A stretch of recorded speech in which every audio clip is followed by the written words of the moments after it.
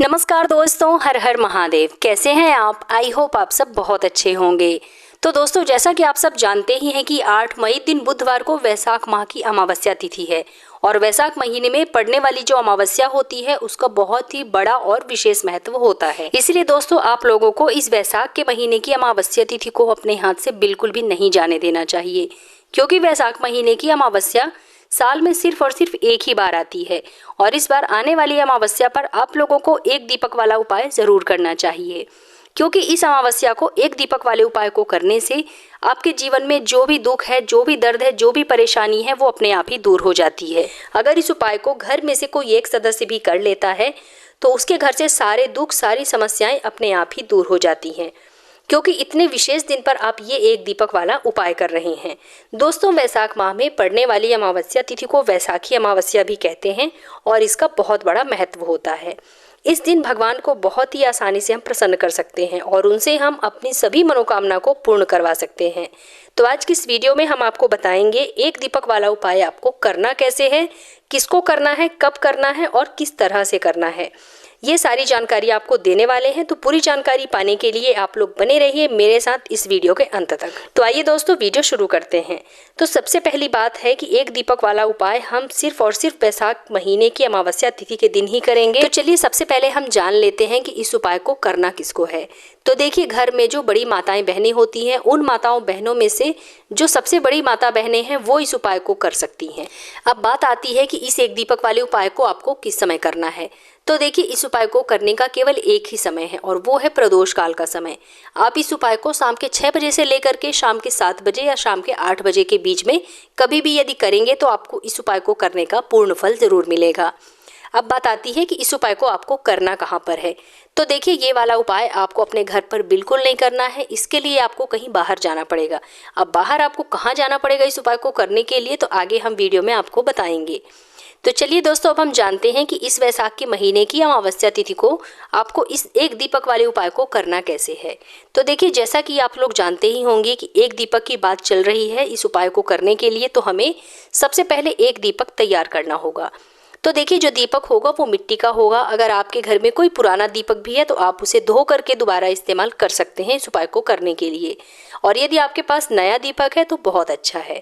लेकिन यदि आपको किसी कारणवश मिट्टी का भी दीपक ना मिल पाए, पुराना दीपक भी ना मिल पाए, तो इसके लिए आप आटे का दीपक भी बना सकते हैं। लेकिन सबसे पहली कोशिश आपकी होनी चाहिए कि आपको मिट्टी का एक दीपक मिल जाए। अब बात करते हैं कि इसके अंदर हमें कौन सी बाती का यूज करना है। तो देखिए, अमावस्या का जो दिन होता है वो विशेष रूप से पितरों का दिन होता है। मतलब आपके घर में जो आपके पूर्वज होते हैं, आपके पितृ होते हैं, इस दिन पितरों का बहुत बड़ा महत्व होता है। तो दीपक जो आप लोग बनाएंगे वो लंबी बाती का ही आपको प्रयोग करना है इस दीपक को बनाने के लिए। इस दीपक में यदि आप गोल बाती लगाते हैं तो आपको इस उपाय को करने का पूर्ण फल प्राप्त नहीं होगा, क्योंकि पितरों के निमित्त जब हम कोई उपाय करते हैं तो उसमें हम लंबी बाती का ही प्रयोग करते हैं और वो लंबी बाती रखनी है जो आपको अपने हाथ से बनाई होनी चाहिए। अगर आप अपने हाथ से बाती बनाते हैं तो बहुत अच्छा है। अब बाती तो हमने बना ली, अब बात आती है कि इस दीपक में हम डालेंगे क्या। तो देखिए, इस दीपक में आपको शुद्ध देसी गाय का घी डालना है। देखिए, ये वाला उपाय हम रोज रोज तो करते नहीं हैं, केवल साल में एक ही बार करते हैं और वो भी अपने पितरों को प्रसन्न करने के लिए और अपनी मनोकामनाओं की पूर्ति के लिए, अपने दुख और परेशानियों को दूर करने के लिए। तो इसके लिए हमें थोड़ा सा शुद्ध देसी घी तो लेना ही पड़ेगा। ना तो भैंस के दूध का घी चलेगा और ना ही बाजार का मिलावटी घी। आपको केवल लेना है शुद्ध देसी गाय का घी लेना है। थोड़ी प्रॉब्लम तो होगी ढूंढने में, लेकिन आप लोग एडजस्ट कर लीजिएगा। फिर घी डालने के बाद आपका दीपक तैयार हो जाता है इस उपाय को करने के लिए। दोस्तों, इस उपाय को करने के लिए आपको शुद्धता का विशेष ध्यान रखना है। शाम को केवल हाथ पैर धोकर, कपड़े बदलकर भी आप इस उपाय को कर सकते हैं। फिर शाम के समय यानी कि प्रदोष काल में आपको अपना दीपक बना करके तैयार रहना है इस उपाय को करने के लिए। साथ में आपको अपनी माचिसी लेकर जानी है, क्योंकि इस उपाय में दीपक को आपको अपने घर से जला करके नहीं ले जाना है, वहीं पर जाकर जलाना है जहाँ पर आपको ये वाला उपाय करना है। आइए अब हम जानते हैं कि इस दीपक को आपको कहाँ जलाना है। तो सबसे पहले, अगर आपके घर के आसपास कोई पवित्र नदी है तो आपको सबसे पहले वहां पर चले जाना है दीपक को लेकर के। यदि आपके घर के आसपास नदी ना हो तो कोई कुआं हो, कोई बावड़ी हो, तो वहां पर भी आप इस उपाय को करने के लिए जा सकते हैं। या फिर यदि आपके घर के आसपास कोई तालाब है तो आप वहां पर भी जा सकते हैं, लेकिन आपको इस बात का ध्यान रखना है कि उनमें पानी भरा होना चाहिए।